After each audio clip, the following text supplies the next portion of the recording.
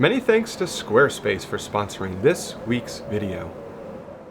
I've been 100% all in on landscape photography for almost 10 years now, and during those 10 years, I left my corporate job in the financial marketing space, became a professional photographer, built an entire business solely around outdoor photography, made a ton of mistakes along the way, learned more about photography than I ever thought was even possible, created an online photography publication with over 53,000 readers, and perhaps most importantly, edited literally thousands of photographs along the way. In this video, I'll share with you each of my defining moments in order to save you years of waffling back and forth in hopes that you'll be able to progress much faster than I did over the course of your next 10 years. So to jump right into it, this very first one is the very first one for a very specific reason, and it's something that I call embrace Shoshin. And if you're not familiar with what Shoshin is, it is a Japanese Zen term that basically means the beginner's mindset. See, as we progress through anything, you become kind of an expert or a know-it-all, if you will. I know I certainly have in many things that I've tried to do throughout my life. And the more you learn, the more you know about a specific topic. And as you become an expert in something, your mind kind of starts to close in a little bit, and you're not as open to new things as possible. It's one of the reasons why when you're a beginner in anything, your rate of improvement is so fast because you don't know much at the time and you have that beginner's mindset and you're literally a sponge just absorbing every bit of information you can possibly get your hands on.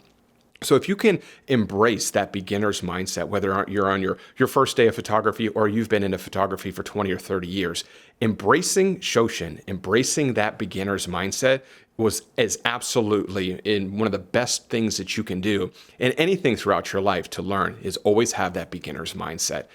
The power of perspectives. This is really big because if you think about it, we all walk around the world the same way with our eyes on the top of our head. So that means we see the world the exact same way. All of us do. So the power of perspective. So when you photograph everything at eye level, you're basically creating something that we all see on a daily basis.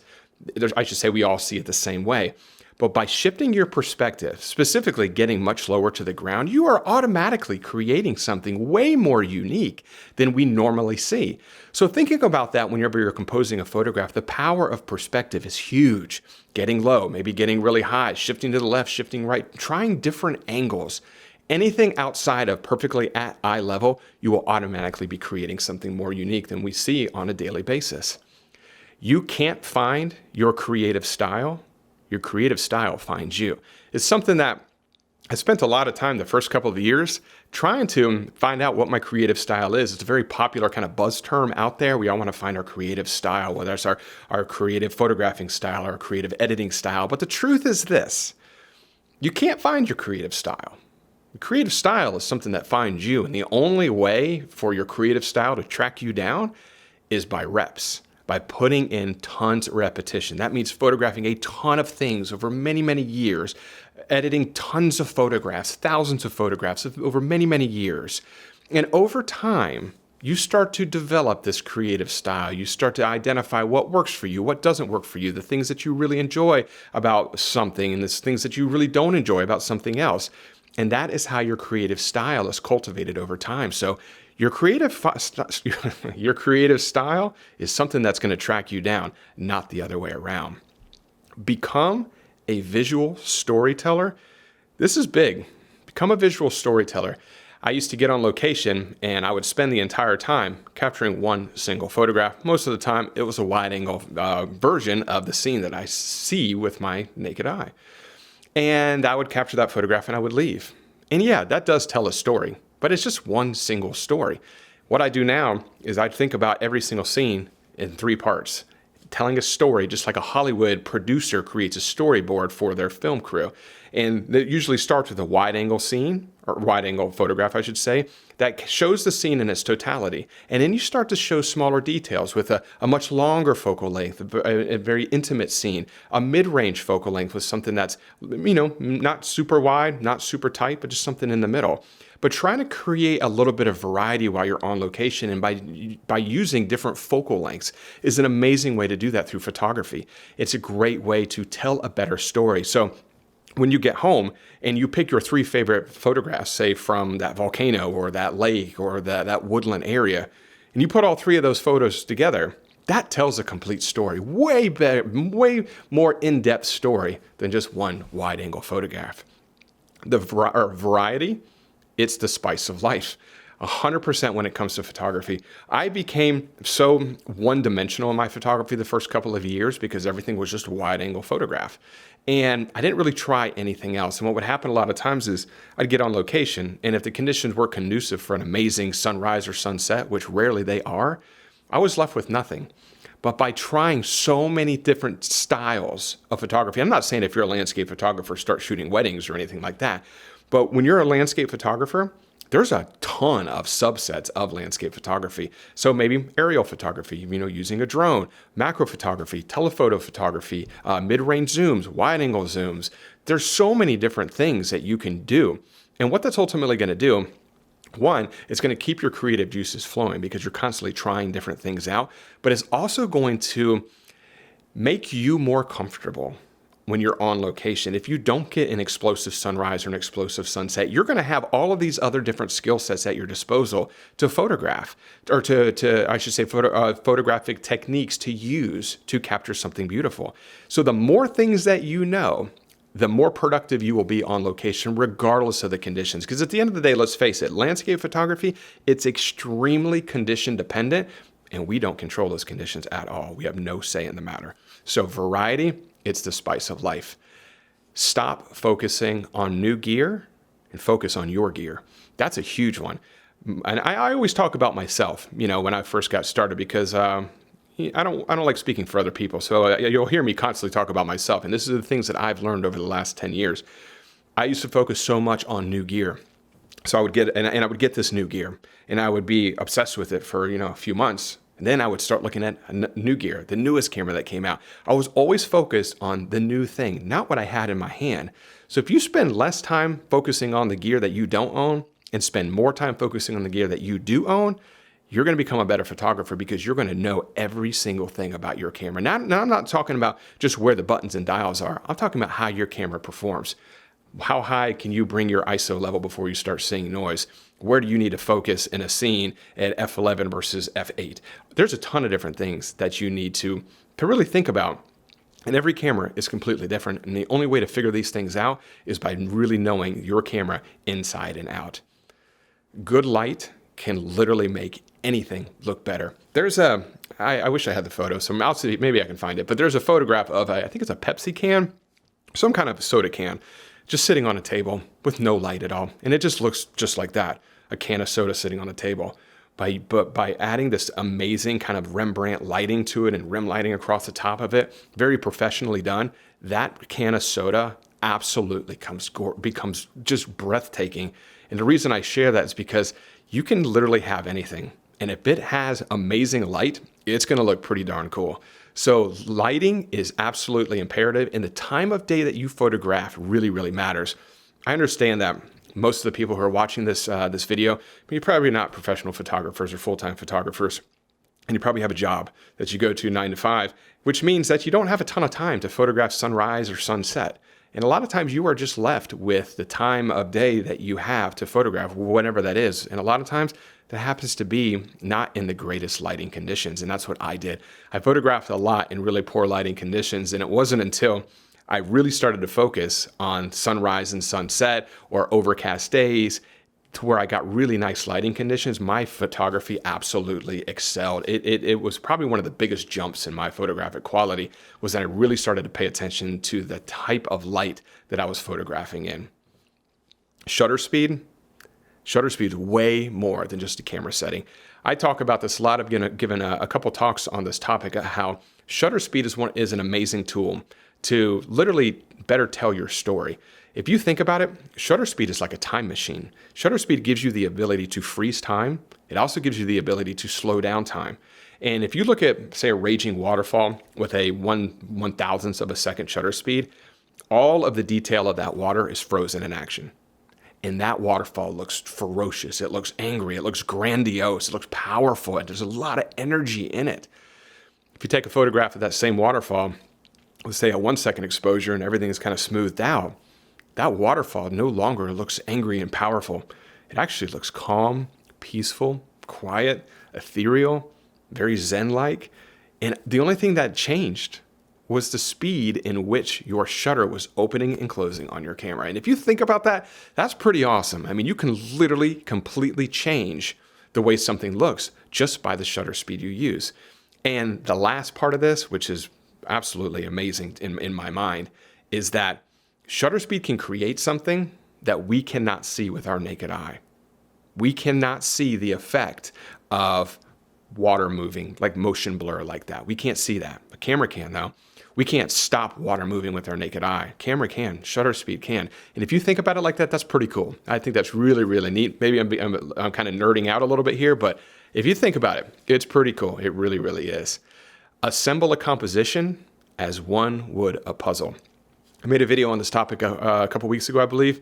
And if you think about it, when you get on location and you kind of survey the scene a little bit of all the things that you love about the scene that you're about to photograph, whether it's that mountain over there or that waterfall or this babbling brook and these rocks and the autumn colors, whatever the case may be. If you take a few minutes and you survey the scene and you identify the 3 or the 5 things you love most about that scene, and then you think about those things as pieces of your puzzle and you start to assemble those pieces of the puzzle, which are the things that you love, it's a great way to go about photographic composition. And what's so cool about this is, if the mountain or the waterfall are the 2 things you love about a scene, obviously you can't arrange those puzzle pieces like we would if you were doing a puzzle in your kitchen at your home. But what you can do is you can move your camera around, and by using the power of perspective, you can shift where that mountain is in your scene, just how you move a camera, which is really, really neat. Become a photo editing Jedi. There is so many skills and tips and techniques and best practices out there with regards to photo editing. The sky is the limit. You cannot know it all. I don't care if you have been into photography for 150 years. You will not know everything about photo editing. It's an absolutely limitless horizon. There is no ceiling. So if you put a concerted effort into just learning as much as you possibly can in order to become a photo editing Jedi, you will be better off in the long run. The fastest way to improve your photography is by becoming a student of composition. Becoming a student of composition, much like becoming a photo editing Jedi, there's so much information on composition out there. I'm not going to run through them all, but you know what half of them are, between the rule of thirds and using symmetry and balance and all these kind of things out there. There's a lot of information related to composition. But if you want to improve your photography in the fastest way possible, become a student of composition. It's going to really excel your photography at a very rapid pace just by implementing some of these different techniques out there. And you can just do a quick Google search, or there's podcasts and articles and books. There's so much information out there on composition. Just try and get your hands on it, and most of it's free. But really become a student of that technique or of that skill set. It's going to serve your photography in a much rapid pace moving forward. When it comes to composition, just sticking with this, focus on what you love. Focus on what makes your heart sing. You see, when it comes to, it's kind of like the puzzle analogy. When you get on location, figure out what you love most about a scene. And I guarantee you, there's not going to be everything. There's no scene out there where you're going to be like, I love literally every single aspect of this scene. There's always going to be one thing, at least one thing that you wish was a little bit different. But if you just focus on what you love about a scene, it's going to help build your composition, because it's going to tell you how to frame up your scene. It's going to tell you where to move in your scene in order to focus on the things that you love, the things that make your heart sing.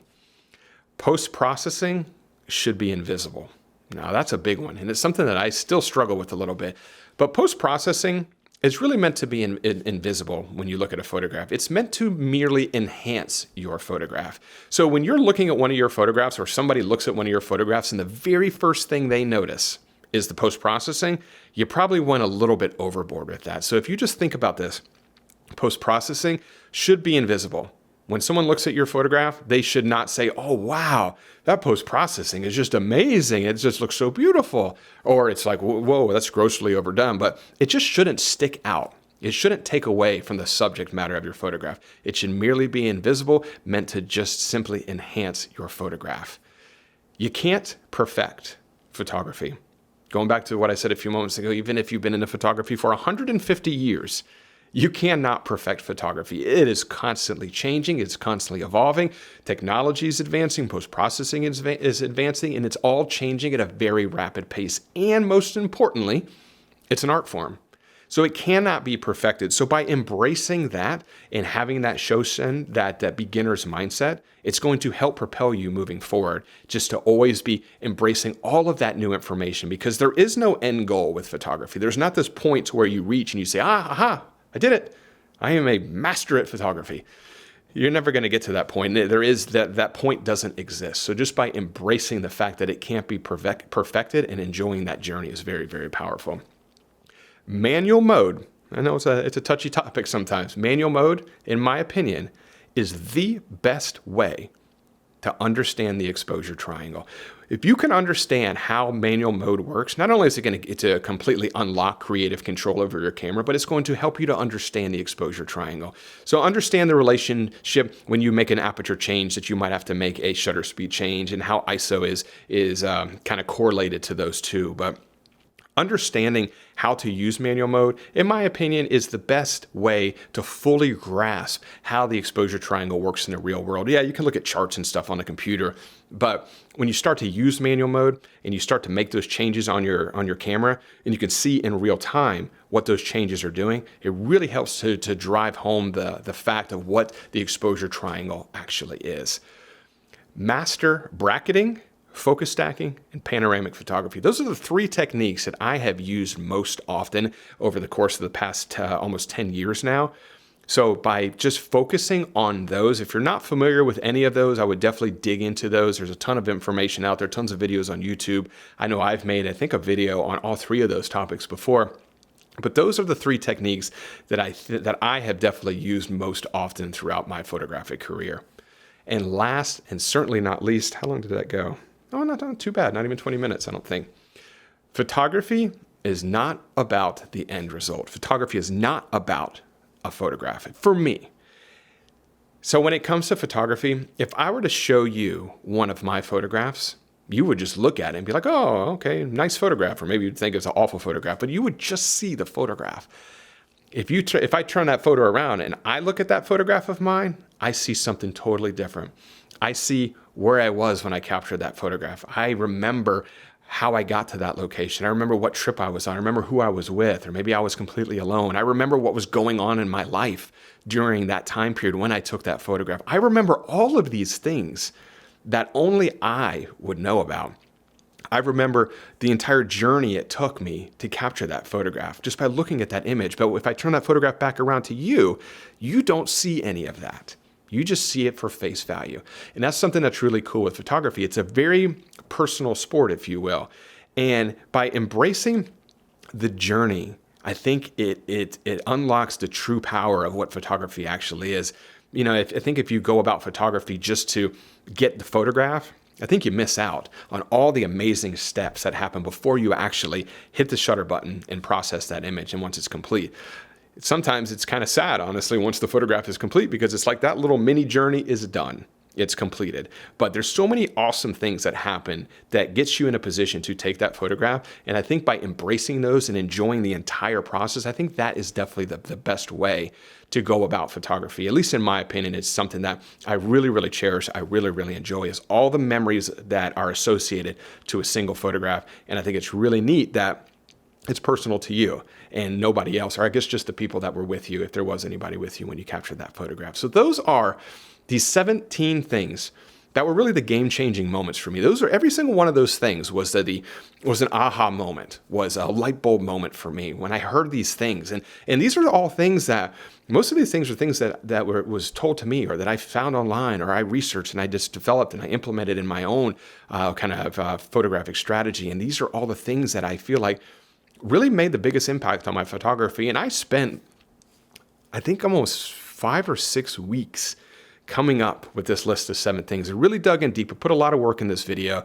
trying to figure out, what are the things that made the biggest difference for me over the last 10 years. And I came up with these 17 things. And I hope that it was information I hope you didn't know all of it. I hope you're able to walk away with at least just a couple things that you could apply to your photography moving forward. Now, before I do wrap things up, I do just want to say a huge thank you to the longtime sponsor of the channel, which is Squarespace, who I use for all of my website and e-commerce needs. Squarespace provides a robust and beautiful online platform to develop your website. You can showcase your photography using Squarespace's new Blueprint design system to help guide you through the options to building your online presence from the ground up. You can even display your photography using Squarespace's flexible website design templates and customize the layout in order to make it your own. And with Squarespace's online store feature, you'll have access to all the tools you need to start selling your physical goods, digital content, or service products online with ease. So if you're looking to start a new website or possibly upgrade your current website, check out squarespace.com/Mark Denney for a free trial and 10% off your first purchase. So I do hope you enjoyed this week's video. If you have any questions about anything, please leave those in the comment section below, and I will do my best to get back in touch with you as quickly as humanly possible. And if you did enjoy this week's video, if you could, give it a thumbs up, subscribe to the channel if you're not subscribed already, and as always, I really appreciate you carving out a little bit of time to spend it with me here today, and I will see you all next Wednesday. Bye.